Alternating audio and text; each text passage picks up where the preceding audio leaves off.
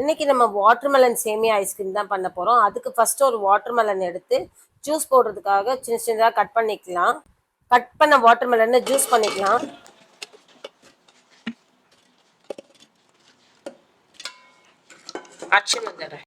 அரைச்சிட்டு வந்த வாட்டர்மெலன் ஜூஸை ஃபில்டர் பண்ணி தேவையான அளவுக்கு சர்க்கரை போட்டு தனியா எடுத்து வச்சுக்கலாம்.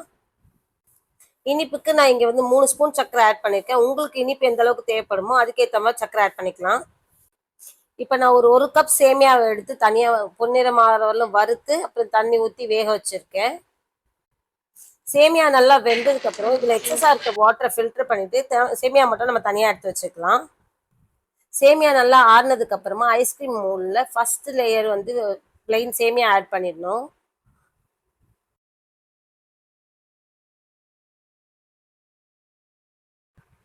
இதுக்கப்புறம் நம்ம எடுத்து வச்சிருக்க வாட்டர்மெலன் ஜூஸ்ல பேலன்ஸ் இருக்க சேமியா கொஞ்சம் கொஞ்சமா ஆட் பண்ணி அதையும் மிக்ஸ் பண்ணிக்கணும். இப்போ இந்த மிக்ஸை வந்து நம்ம மோல்ட்ல ஊற்றி ஃபுல்லாக ஃபில் பண்ணிக்கலாம் மோல்டை.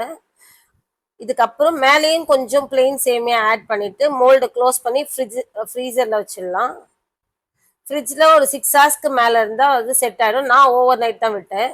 ஐஸ் டிமோல்ட் ஆகிறதுக்கு நீங்கள் ரன்னிங் வாட்டரில் காமிச்சிங்கன்னா அது ஈஸியாக ஒரு டிமோல்ட் ஆகும். பாருங்கள் எவ்வளோ சூப்பராக மோல்ட்லேருந்து வெளில வருதுன்ட்டு. நீங்களும் சம்மருக்கு இந்த ஐஸ்கிரீம் செஞ்சு உங்கள் பசங்களுக்கு கொடுத்து பாருங்க, அவங்களுக்கு ரொம்ப பிடிக்கும்.